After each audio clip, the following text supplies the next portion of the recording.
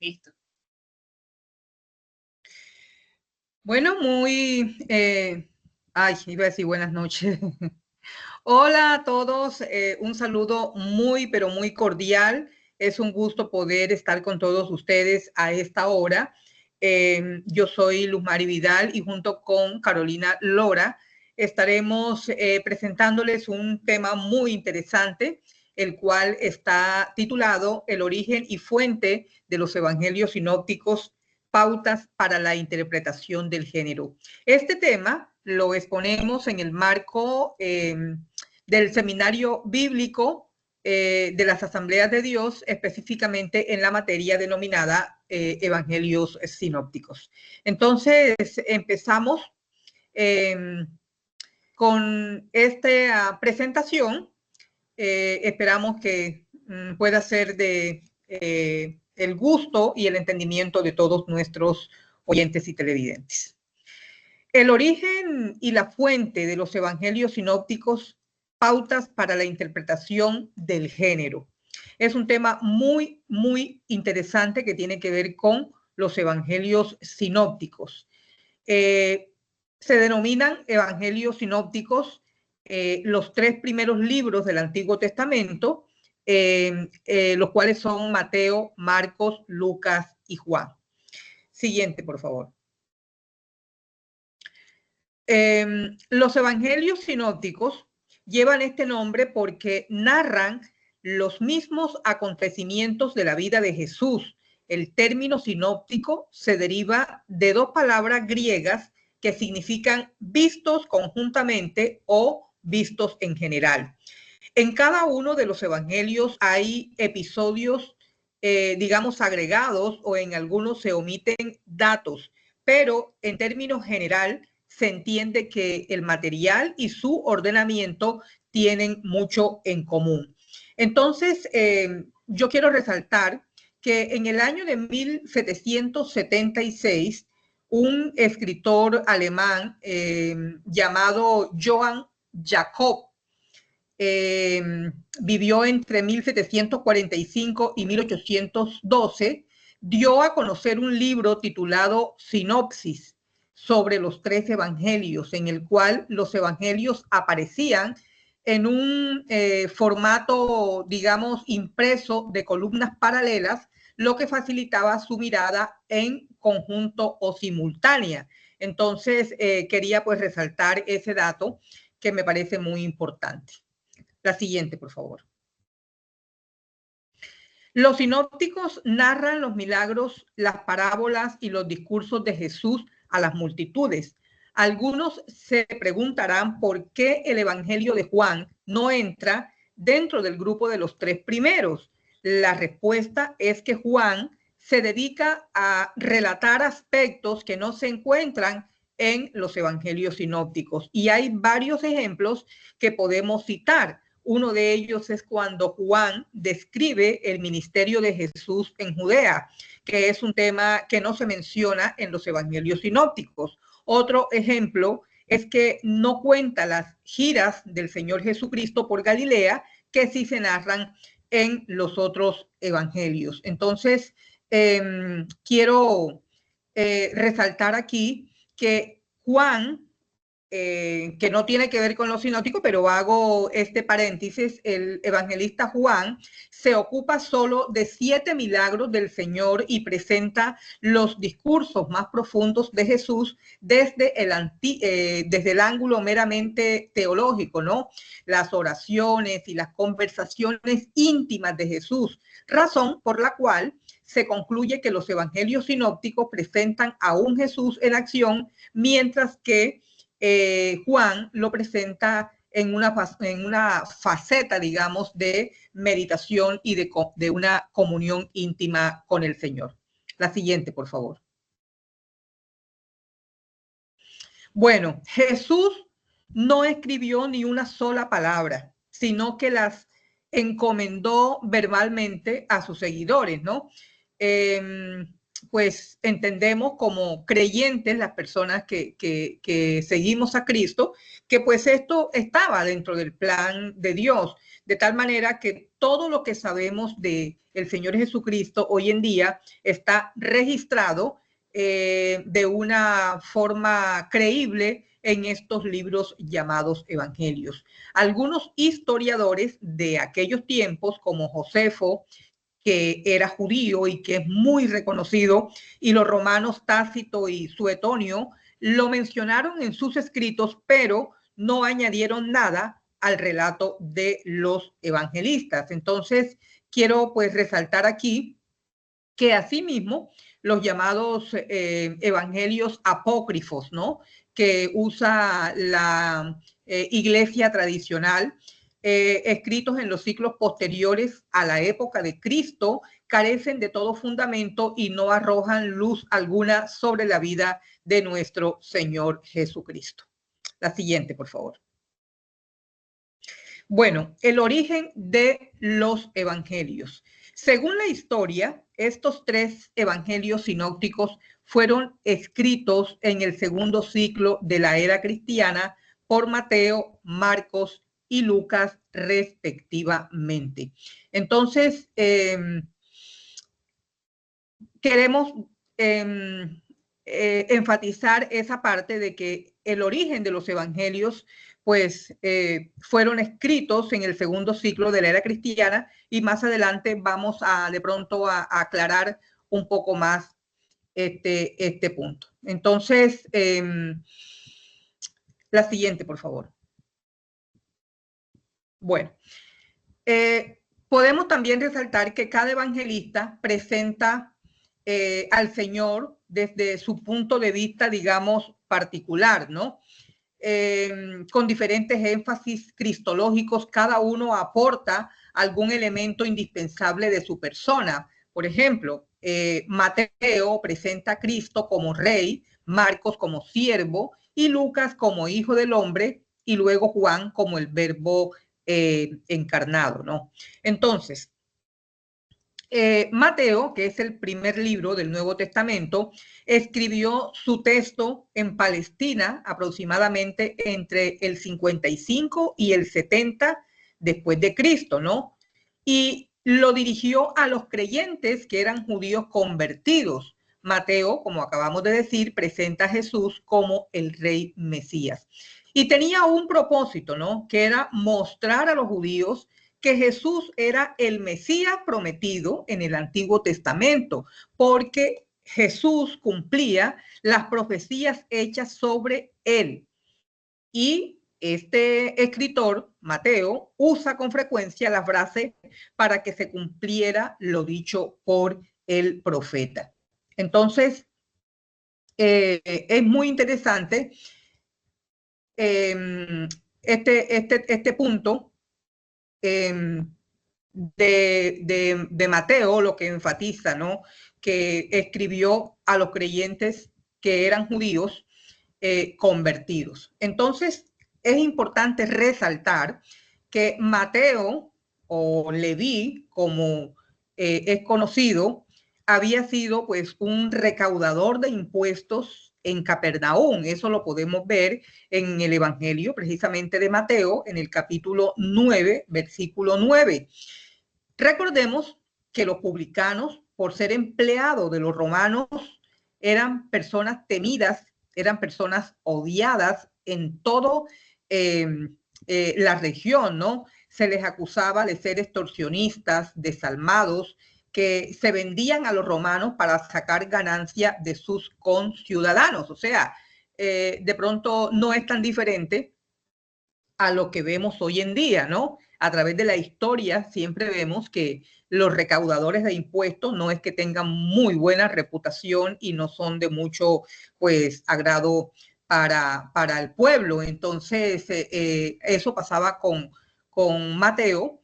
Y vemos también que solo el poder de Cristo puede convertir a una persona, a un hombre con semejante oficio, y transformarlo de una manera tan extraordinaria, ¿no? Entonces, al convertirse, Mateo renunció a su trabajo y recordemos que él costeó generosamente un gran banquete allá en Mateo 9 y 10, y en Lucas también registra en Lucas 5, 27, 32. Y como él era un publicano, él sabía llevar muy bien las cuentas y también sabía redactar informes. Entonces entendemos que toda esta práctica de este oficio lo preparó para tomar apuntes de las enseñanzas del Señor durante el ministerio de este y componer de pronto más tarde de manera sistemática el primer evangelio. Entonces no se saben los detalles de la vida de Mateo después de la persecución de Pablo. Mateo presenta a Jesús, como lo anunciamos hace unos minutos, como el rey Mesías. Y aunque los textos más antiguos no llevan el nombre de Mateo, la tradición cristiana le atribuye a este la paternidad literaria del primer evangelio. Incluso los eruditos de la alta crítica suponen que Mateo compiló el libro empleando varias fuentes. Piensan que los grandes discursos de Jesús que aparecen en este evangelio proceden de una obra previa a Mateo. O sea, muchos teólogos, historiadores, concluyen de que pues él consultó varias fuentes, pero que también había escrito algunos textos antes de escribir el Evangelio. Entonces, pensando fortalecer en la fe a los creyentes de raza judía, Mateo demuestra cuidadosamente que se cumplen las promesas del Antiguo Testamento en la persona de Jesús y por lo tanto, él es el Mesías. Eso afirma. Mateo emplea una expresión que aparece 16 veces en su obra y es la siguiente: todo esto aconteció para que se cumpliese lo dicho por el Señor por medio del profeta. Y como buen investigador o buen escritor, él cita cada vez que menciona esta frase, cita un pasaje de la ley o de los profetas que confirma que se había profetizado cierto detalle con respecto a la vida de Jesús, ¿no? Entonces, da una noticia y la confirma con una cita del Antiguo Testamento. Entonces, hace que pues, el texto, lógicamente, sea más creíble. La siguiente, por favor. Bueno, entonces vamos con el segundo texto del Nuevo Testamento y es el libro de Marcos, ¿no? Juan Marcos, como era su nombre original, era pues un creyente de la iglesia primitiva y compañero del apóstol Pedro. Esto lo vemos en el libro de Hechos, en el capítulo 12, verso 12, también lo vemos en Primera de Pedro 5:13, y escribió su evangelio en Italia entre el 50 y el 55 después de Cristo aproximadamente. Marcos es el evangelio más corto de los cuatro. Algunos historiadores dicen que es probable que fuera el primero en ser escrito y que Mateo y Lucas lo hayan usado como guía para sus escritos. Su estilo es sencillo y también es acelerado. Marcos presenta a Jesús como el siervo que vino a redimirnos como el Salvador del mundo. El propósito del libro de Marcos era informar a los romanos sobre la obra redentora de Jesús. Es importante resaltar en esta parte de la exposición que Marcos omite los relatos de la infancia de Jesús y presenta pocas enseñanzas en comparación con los otros evangelios. Cuenta Marcos en su evangelio solo 4 parábolas e incluye muy pocos acontecimientos o discursos que no se hallan en Mateo y en Lucas, ¿no? Incluso presenta los discursos en una versión muy abreviada. Sin embargo, se destaca por relatar de manera concisa el mensaje esencial del Evangelio, por ofrecernos, digamos, una imagen muy viva e impresionante de la persona del Señor Jesucristo, del Redentor, y por hacer también hincapié en la autoridad y el poder del Hijo de Dios. En las páginas de Marcos se ve la figura de Jesús actuando con mucho realismo y también con mucha majestad. El autor es bastante conocido, ¿no? Marcos o Juan Marcos es bastante conocido en los escritos neotestamentarios. Marcos era hijo de una mujer pudiente de Jerusalén, así lo registra la historia, llamada María, la cual ofreció su casa para las reuniones de los creyentes. Eso lo podemos encontrar en el libro de Hechos, capítulo 12, versículo 12. Por consiguiente, Marcos había crecido en un hogar bastante piadoso. ¿Qué más podemos decir? Marcos era primo de Bernabé y acompañó al apóstol Pablo en su primer viaje misionero.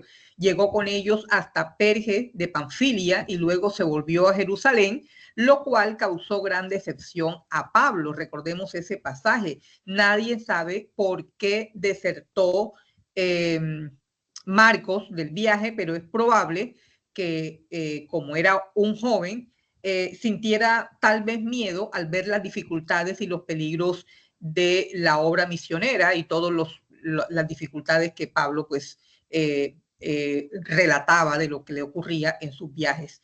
Después de 4 años, los mismos apóstoles se disponían a emprender su segundo viaje misionero y Bernabé quiso que Juan Marcos, el evangelista, lo acompañara. Entonces Pablo se negó, recordando la deserción anterior, lo que había pasado en años anteriores, ¿no? Este desacuerdo pues motivó la separación de los dos misioneros. Pablo se fue con Silas, recordemos ese pasaje, nuevamente a Cilicia, mientras que Bernabé se fue con Marcos a Chipre. Juan Marcos desapareció en ese momento. Digamos, de la narración que contiene pues allá el libro de los Hechos. Pero años después, Marcos apareció de nuevo en los escritos de Pablo y en la primera carta de Pedro, el joven había recobrado la estimación del apóstol Pablo y ahora era compañero suyo en Roma. Lo recomendó calurosamente a la congregación de Colosas. Eso lo encontramos en el libro de Colosenses, en el capítulo 4, versículo 10. En otra epístola enviada a Timoteo, desde su prisión en Roma, Pablo le indica lo siguiente. Dice textualmente, toma a Marcos y tráele contigo, porque me es útil para el ministerio. Eso lo encontramos en 2 de Timoteo 4:11. Según la tradición cristiana, Marcos llegó a ser el ayudante e intérprete de Pedro. Notemos que en Primera de Pedro 5:13 lo llama afectuosamente mi hijo. Entonces son como rasgos importantes, ¿no?, de este autor del segundo libro de la Biblia. También es importante resaltar que Marcos se dirige a los gentiles, en especial a los romanos. Pone poco énfasis en las leyes y costumbres judías y cuando las menciona se esmera en explicarlas. Por ejemplo, Marcos habla de lo escrupulosos que eran los judíos en cuanto a la purificación ceremonial, ¿no? De su persona y de las vasijas con que comían. Si los destinatarios de ese evangelio hubieran sido judíos, seguramente judíos cristianos, habría sido de pronto innecesario aclarar este tipo de detalles, ¿no? Y así sucesivamente hay otros indicios de que Marcos pensaba principalmente en los romanos.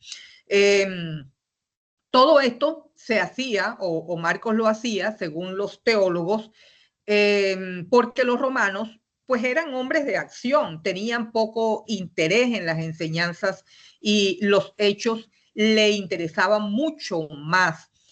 Marcos adapta incluso su estilo a la personalidad romana, ¿no?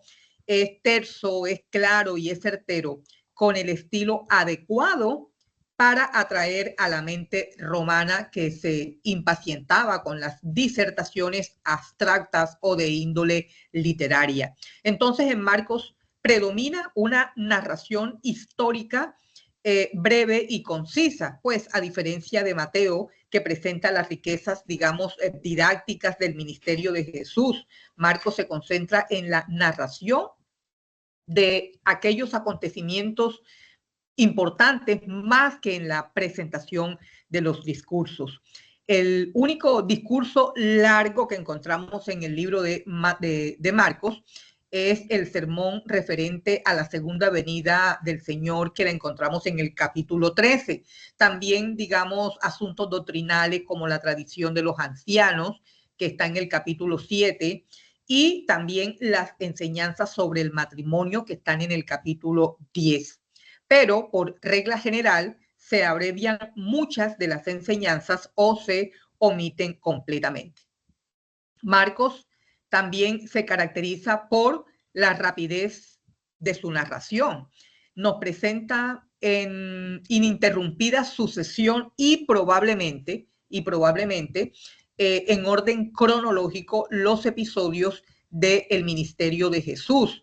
Marcos ofrece pocos comentarios y deja que la narración construya su propia historia. Esto, lógicamente, pues la hace muy fascinante. Se dice que Mateo y Lucas presentan los sucesos como si se tratara de diapositivas, pero en Marcos se suceden como en una cinta cinematográfica, es decir, casi sin pausa entre ellos. En el Evangelio de Marcos hay una actividad intensa y continua. Todos los episodios están llenos de vida, de movimiento y de vigor, ¿no? Entonces eso hace el texto bastante dinámico y bastante agradable a leerlo.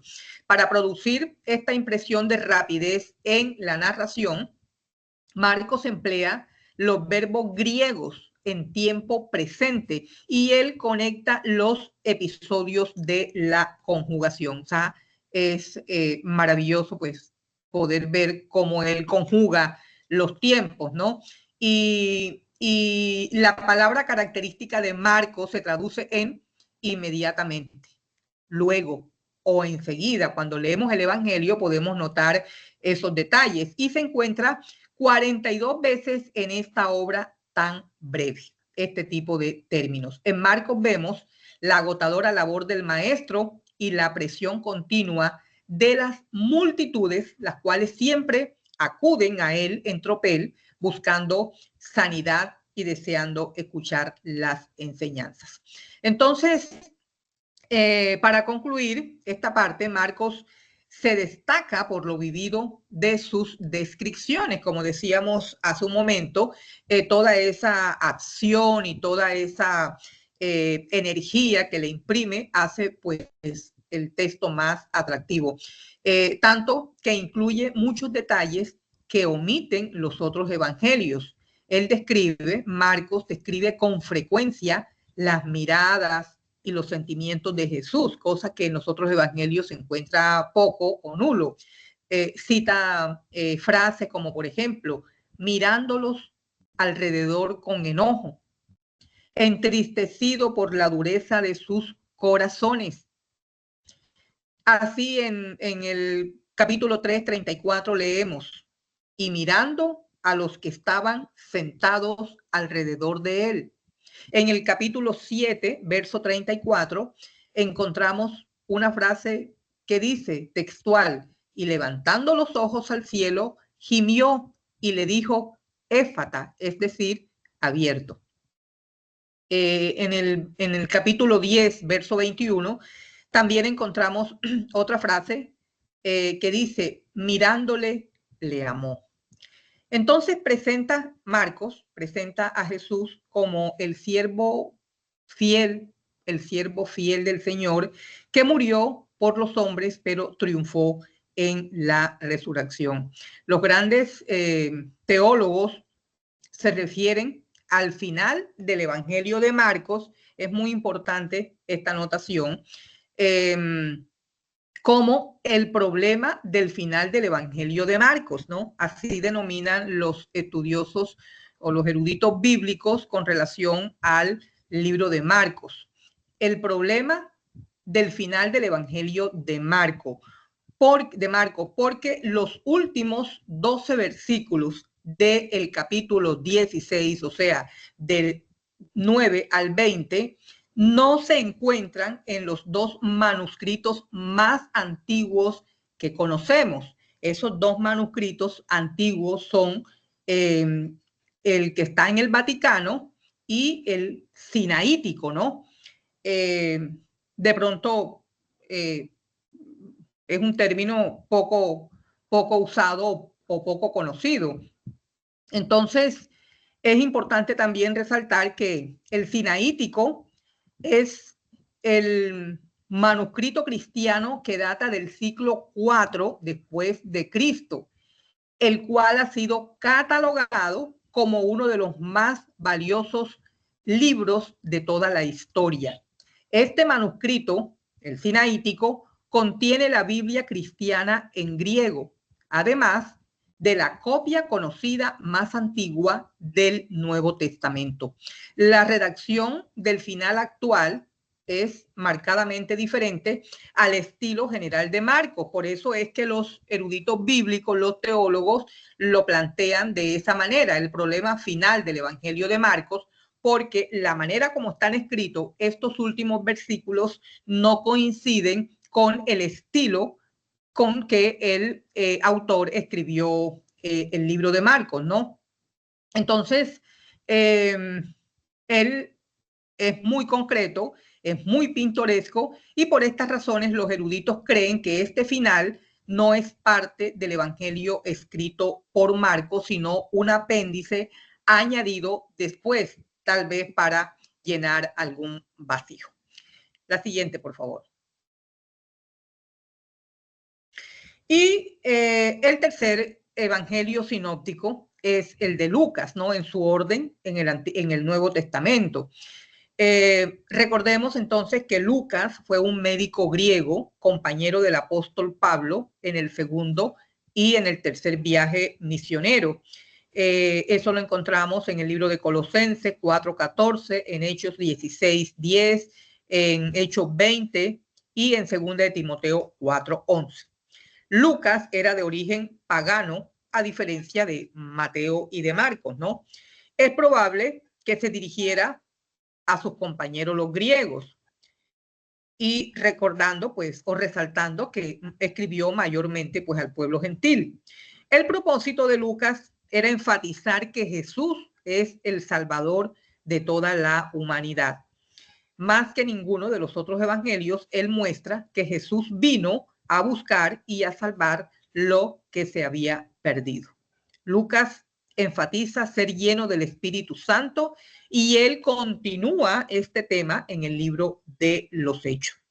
De los tres evangelistas, Lucas es el que más hace mención del Espíritu Santo. Entonces, ¿qué podemos resaltar de este libro? Pues hay muchas cosas, muchísimas cosas que podemos resaltar. El tiempo no nos alcanzaría para hablar tanto, pero el Evangelio de Lucas está considerado como uno de los textos más fascinantes o más encantadores del mundo. Al igual que los otros evangelios, Lucas enseña la divinidad de Cristo, pero su manera de enfocarla es diferente. Lucas presenta a aquel que vino a buscar lo que se había perdido. Eso lo encontramos en el capítulo 19, verso 10. Se observa en este evangelio a Jesús revelándose a sí mismo como el Salvador y el Hijo Todopoderoso de Dios. Ningún otro evangelio, esto es muy interesante, ningún otro evangelio presenta tan comprensivamente la historia de Jesús. En ningún otro brilla más la delicadeza del amor de Dios por los pobres y pecadores que en Lucas. Esta obra, el libro de Lucas, se caracteriza por la belleza de su estilo y por el calor y sentimiento de sus narraciones que nos brindan un maravilloso retrato de el maestro.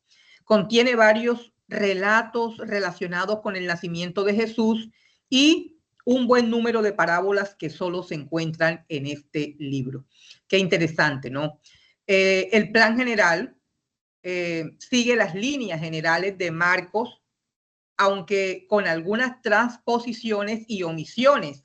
El autor tiene la distinción de haber sido el único autor del Nuevo Testamento que no era judío. Era médico de profesión, eso lo vemos, lo encontramos en Colosenses 4:14, y parece pues haber pertenecido a las altas esferas de la sociedad de la época.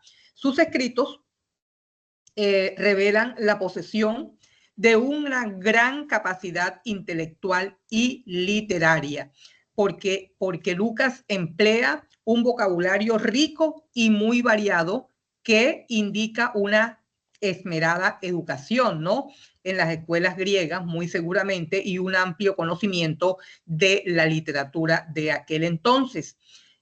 Recordemos que el prólogo de su evangelio está escrito en el griego más clásico y pulido que se encuentra en el Nuevo Testamento, aunque el cuerpo del tercer evangelio está escrito en el lenguaje del pueblo, es siempre un lenguaje popular muy elevado, ¿no? O más bien muy cuidado.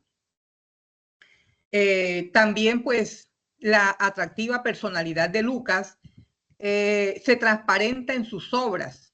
El tercer evangelio y el libro de los Hechos. Era un hombre de visión amplia y compasión profunda. Poseía un espíritu poético y espiritual. Lucas fue el primer gran historiador de la iglesia. Recordemos que él indagó cuidadosamente los hechos que quería narrar. En Lucas 1, del 1 al 4, podemos ver eso, no tuvo acceso a muy buenas fuentes de información que estaban relacionadas con los asuntos que trata en su libro. Hizo buen uso de ellas. Es el único de todos los escritores neotestamentarios que cita nombre de emperadores romanos de manera muy puntual. Augusto, Tiberio, Claudio, aparecen los nombres célebres, ¿no? Tanto del mundo judío como del mundo gentil, Cirenio, Pilato, Anás, etcétera. Entonces, qué interesante, ¿no? Lucas también ordenó sistemáticamente todo el material que había recogido, entrelazándolo con las notas cronológicas que conectan la vida del Salvador con la historia universal. La veracidad de los datos históricos de su segunda obra, el libro de los Hechos, que no entra pues aquí, pero sí es importante porque anotarlo porque es de la autoría de Lucas. Entonces, esa veracidad de los datos históricos del libro de los Hechos fue plenamente comprobada por un señor llamado Sir William Ramsay, que este hombre se dio a la tarea de investigarlos en el Medio Oriente para demostrar que todos esos datos que Lucas había recogido eran ficticios. Sin embargo, sus descubrimientos arqueológicos lo convencieron de la exactitud de los datos y se convirtió al cristianismo. Entonces, esto pues lógicamente le da le suma una veracidad al texto, a los textos bíblicos, ¿no? Entonces, tenemos todas las razones para creer que lo citado en los evangelios, pues son historias basadas en hechos de la vida real. El tercer evangelio, el libro de Lucas, está dedicado a un distinguido cristiano llamado Teófilo, que significa amante de Dios o amado de Dios. De origen gentil, el epíteto excelentísimo cuando empieza el libro de Lucas, ¿no? Excelentísimo era aplicado generalmente a los funcionarios o a los miembros de la aristocracia. Entonces no se sabe a ciencia cierta si Teófilo era pues una persona real o un personaje simbólico que representaría tal vez a las diferentes iglesias fundadas por el apóstol Pablo. Entonces, hay muchas cosas que podemos decir del Evangelio de Lucas. Por ejemplo, a grosso modo, a grandes rasgos, podemos decir que es el Evangelio, digamos, el Evangelio universal, ¿no? Porque Lucas no insiste tanto en el reino como el primer Evangelio. Tampoco presenta la persona del Mesías desde el punto de vista de los judíos, ¿no? Cristo es para todos los hombres sin distinción de raza. También se conoce como el Evangelio de la oración y la alabanza. El tercer evangelio comienza con una escena en el templo a la hora del incienso, cuando los israelitas piadosos solían orar y alabar a Dios. Otro rasgo importante de este tercer evangelio de Lucas es que da un relieve especial también a la oración. Lucas señala 10 ocasiones en que Jesús oró antes o después de determinados momentos críticos de su ministerio, como por ejemplo con su bautismo, ¿no? En Lucas 3:21, el primer anuncio de su muerte, que está en el capítulo 9, versículo 18, oró en el momento de la transfiguración, y en la crucifixión. El maestro también enseñó a los suyos a orar. Entonces hay muchos momentos en que Lucas resalta en su texto que Jesús pues oró. También es el evangelio de los pobres, de los desdichados y de los menospreciados por la sociedad. Lucas subraya la ternura de Jesús con los humildes y pobres, mientras que los orgullosos y ricos son fuertemente censurados con frecuencia. También podemos, resaltar la parábola del rico y de Lázaro, ¿no? Que se puso como tan vigente en Colombia por estos días, por temas de noticias del orden nacional. En fin, el Evangelio de Lucas también resalta el papel de la mujer, ¿no? Es el Evangelio de la mujer, también se le conoce así, porque Lucas presenta la solicitud de Dios por la mujer. Recordemos que en aquel entonces la mujer era subordinada por el varón y no muy respetada por él. En sus relatos sobre el nacimiento de Jesús, Lucas habla de María, la madre de Jesús, de Elizabeth, de Ana, y describe vívidamente a las hermanas Marta y María, a la viuda de Naín y a María Magdalena, entre otros.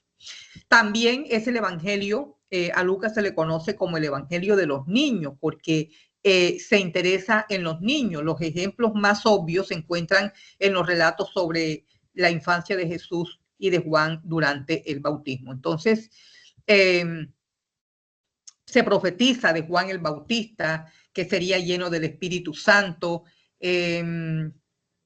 Por eso también se le conoce como el evangelista que más veces se refiere al Espíritu Santo, ¿no? Se menciona más al Espíritu Santo que en los dos anteriores, en Mateo y Marcos.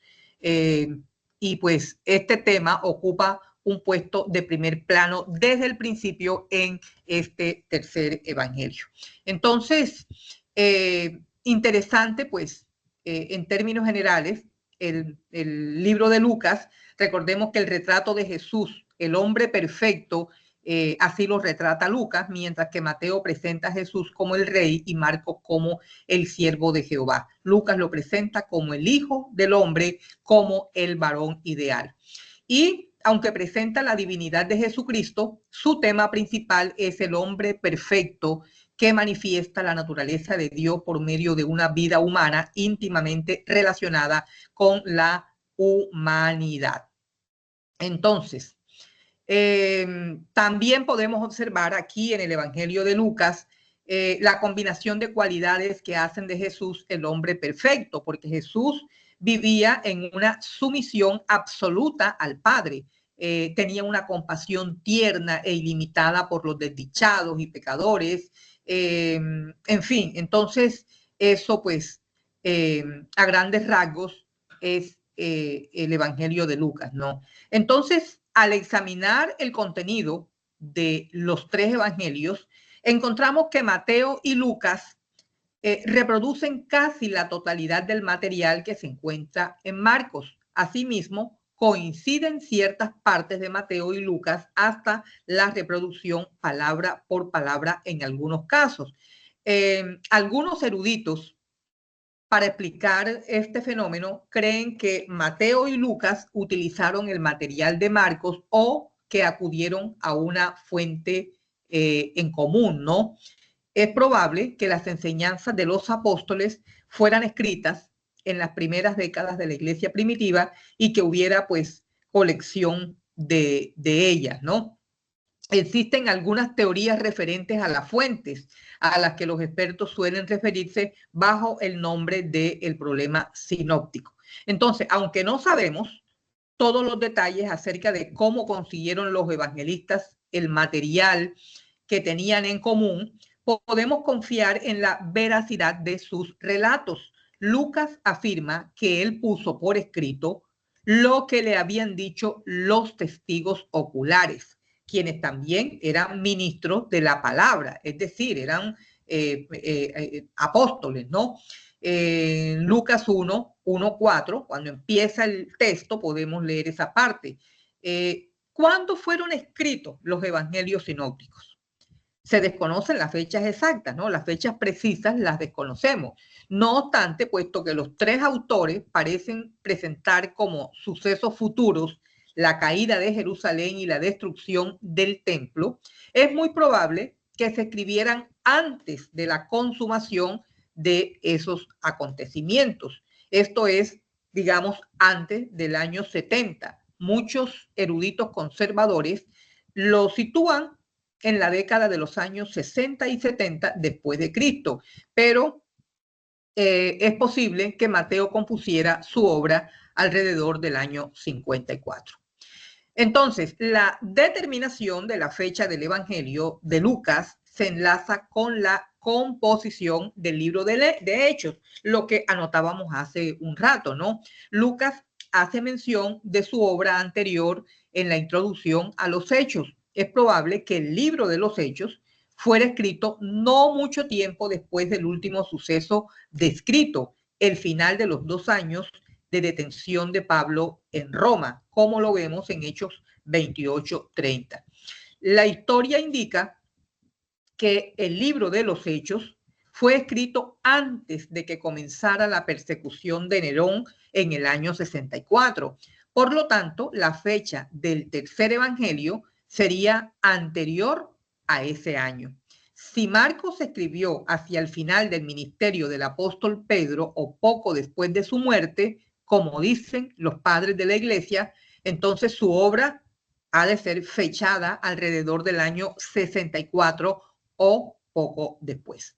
Entonces, mis queridos amigos, así es como los tres evangelios sinópticos presentan las distintas facetas de aquel que es a la vez el Hijo de Dios y el Hijo del Hombre. Entonces, en conclusión, podemos decir que esto pues es el origen conocido y las fuentes de los evangelios sinópticos, que recordemos son los tres primeros libros del Antiguo Testamento: Mateo, Marcos y Lucas. Entonces, hasta aquí les dejo este primer tema y continúa mi compañera Carolina Lora.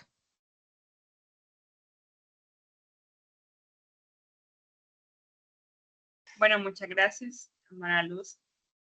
Bueno, vamos a continuar entonces.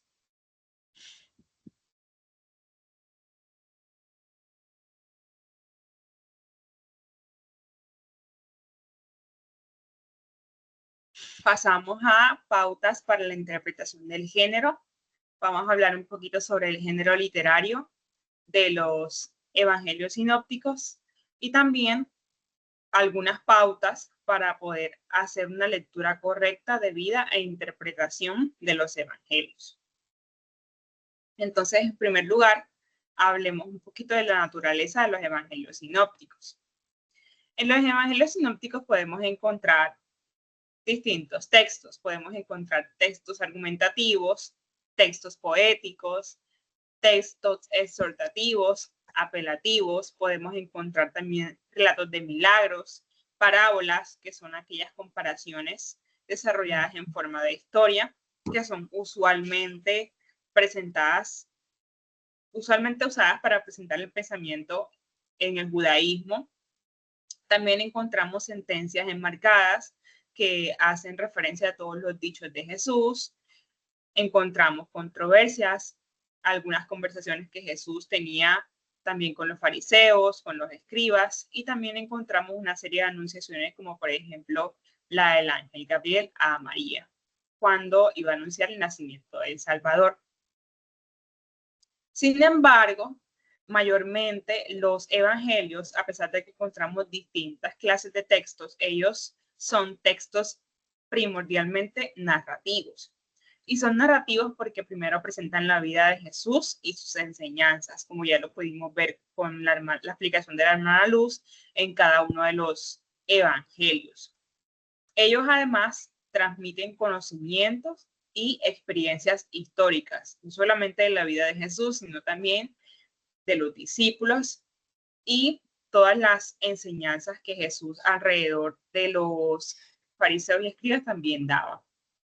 Es también un texto son textos mayormente narrativos y se puede verificar mayormente esto en el Evangelio de Marcos, ya que Marcos, como bien sabemos, es el Evangelio donde él se centraba mucho más en escribir sobre las enseñanzas de Jesús, por lo que hace referencia al 20% de las palabras de Jesús y enfatiza mucho más en los hechos y en las acciones que Jesús hacía, por el hecho de que escribía un poco más a gentiles.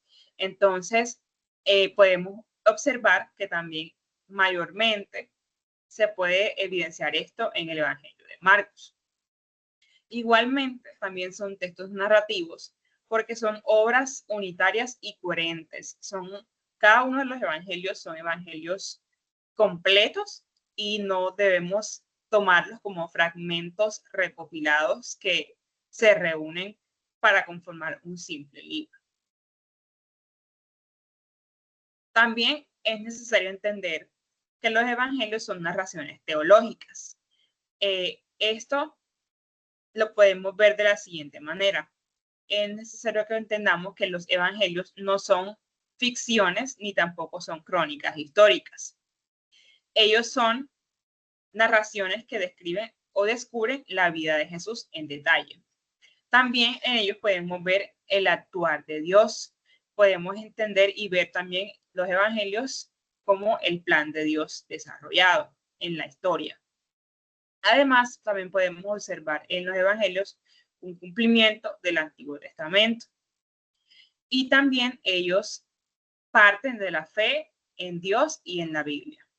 Encontré una fórmula interesante que describía el autor del libro y él mencionaba esto, que los evangelios hacen referencia a la vida de Jesús más la presencia del Señor resucitado con la comunidad, y eso da como un resultado la fusión de la historia de Jesús, de toda la historia de Jesús, de sus inicios hasta después de su inicio en el ministerio en Galilea, hasta la resurrección y todo lo que vivimos con la pasión de Cristo, la muerte en la cruz y la resurrección. Entonces, los evangelios hacen referencia a toda esa vida de Jesús y el Señor resucitado, pero el Señor presente.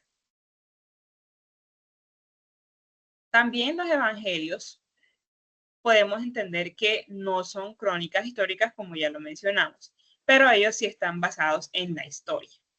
Entonces, es importante que tengamos esto presente, que no son crónicas que se recopilan, no son informes históricos, tampoco son biografías, pero sí están basados en datos reales que se transmiten con fidelidad en cuanto a las palabras, los hechos y los acontecimientos de la vida de Jesús. También ellos no son anacrónicos, es decir, que ellos reflejan una situación real, que ellos realmente,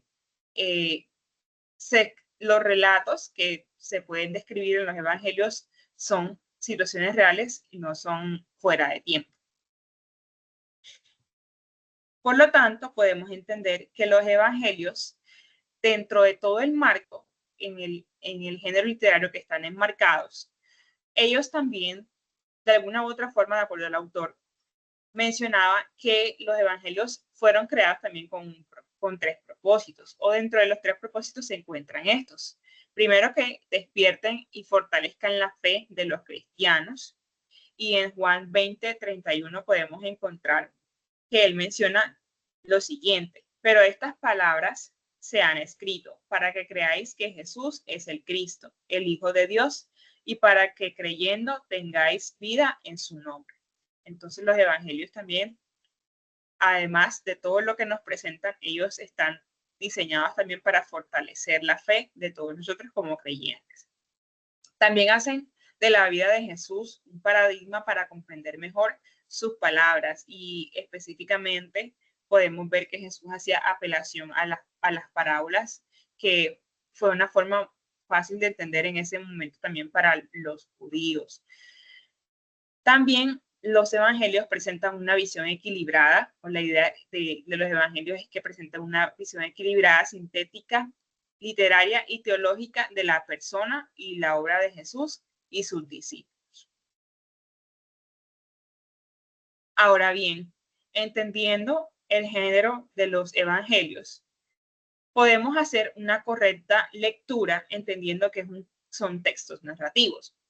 Entonces, un texto narrativo consiste o se trata de leerlo de la siguiente manera. Se trata de descubrir los hilos que constituyen el texto, es decir, de mantener la trama de la historia, de seguir sus entrecruzamientos y de seguir una lectura constante, desarrollar una lectura constante que pueda captar, o que en la mayoría de las veces que la leamos capte el interés. Entonces, en ese sentido, la trama es similar en los evangelios sinópticos. En ella podemos encontrar que los personajes son similares, como ya sabemos, personajes como Jesús, personajes como los discípulos, como Poncio Pilato. También podemos encontrar que la trama es similar en cuanto a los inicios del ministerio de Jesús en Galilea. Encontramos también que es similar en los desarrollos, cuando hace referencia a ciertos conflictos, ciertas enseñanzas, parábolas que podemos encontrar en los evangelios. Y también es similar en la trama debido a que tiene un desenlace que podemos observar en todos los evangelios con la muerte y la resurrección del Señor Jesús. Entonces, un texto narrativo consiste en poder identificar estos factores y poder hacer una lectura teniendo en cuenta el hilo, la trama, y que podamos entender también todo un contexto. De esa manera, entonces podemos desarrollar dos tipos de lectura. La primera es una lectura que podemos hacer horizontal o comparada de los evangelios, teniendo en cuenta, primero, que son textos paralelos, es decir, son textos en los que podemos encontrar, como ya lo mencioné, y lo mencionó la hermana Luz también anteriormente, y de donde viene derivado el nombre, que son evangelios sinópticos, que tienen mucho en común.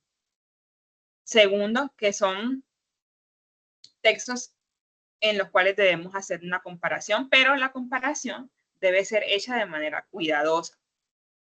Y esa comparación debe recaer sobre el contexto y en el contexto. Es decir, no debe ser una comparación arbitraria ni hecha a nuestra interpretación, sino tener en cuenta, primero, el texto, que es el que nos registra las semejanzas y las diferencias de cada evangelio. Y también tener en cuenta el contexto, ya que puede existir o existe la posibilidad de que un mismo texto tenga un sentido distinto por su contexto, que es diferente. Esto lo podemos encontrar o podemos ver un ejemplo de esto en Mateo 18, del versículo 12 al 14, y en el Evangelio de Lucas 15, del 4 al 7, cuando se habla de la parábola de la oveja perdida. En Mateo, el contexto en el que se habla, Jesús está hablando a sus discípulos, pero en Lucas, en la Biblia menciona que está haciendo alusión a escribas también y a fariseos que en ese momento intentaban como desafiar lo que Jesús estaba diciendo. Entonces vemos un contexto totalmente distinto. Y entonces en el primer evangelio de Mateo podemos ver que esta parábola estaba dirigida un poco más hacia los discípulos, hacia personas que ya eran creyentes.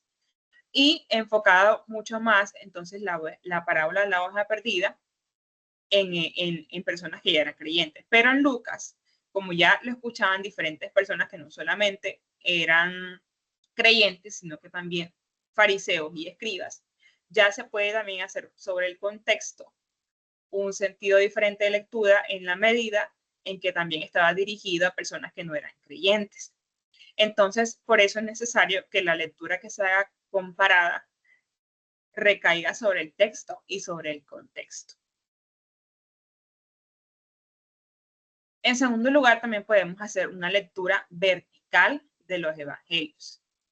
Y esta lectura vertical consiste en que la lectura se haga continua, es decir, usted se sienta y coge y empieza a leer el libro de Mateo, Marcos, Lucas, de inicio a fin. Una lectura corrida. Esta lectura se hace primero porque se tiene en cuenta que son unidades narrativas, que son textos que son completos. No son partes que se juntaron para crear un libro. Son coherentes en tiempo y espacio. Entonces, en ese sentido, se puede hacer una lectura vertical o continua, siguiendo la trama del Evangelio, que capte el interés y la unidad, entendiendo lo que se dice en el texto y sobre el contexto, y haciendo una lectura que relacione los hechos que anteceden y los hechos que continúan. También es importante que tengamos en cuenta que existen 3 niveles de los textos de los evangelios sinópticos, que también podemos tener en cuenta al momento de leerlos. Primero, hay un nivel redaccional, que es aquel sobre el cual cuando nosotros leemos vamos a entender el significado del texto, vamos a entender la situación actual, entendiendo el contexto y entendiendo que también es un texto que está situado en un tiempo, en un espacio, que tiene una trama que ya antecede a unos acontecimientos y que siguen otros acontecimientos delante. También podemos leerlo entendiendo que existe un nivel tradicional, es decir, en los evangelios también podemos encontrar tradiciones de los judíos y tradiciones eclesiásticas. Por otro lado, existe un nivel que hace referencia a la historia. Entonces también es necesario que entendamos al momento de leer quiénes son los personajes y todos los acontecimientos históricos que se estén desarrollando en el contexto. A veces no es la misma. Entonces, ¿por qué? Porque a veces predominan algunos textos más que en otros la interpretación de los hechos de Jesús. Entonces, es importante que tengamos o que sepamos diferenciar, porque no en todos los evangelios, en muchas ocasiones, hace referencia a lo mismo, teniendo en cuenta que en algunos hace más énfasis en las enseñanzas, por ejemplo, de Jesús, y en otros un poco más sobre la interpretación de los hechos.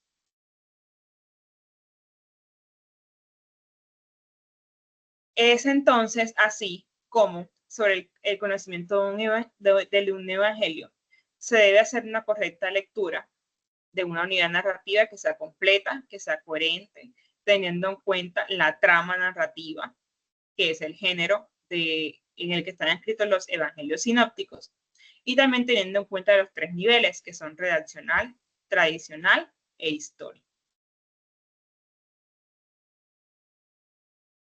Y bueno, esto ha sido toda la exposición que hemos preparado, la hermana Luz y mi persona. Muchas gracias.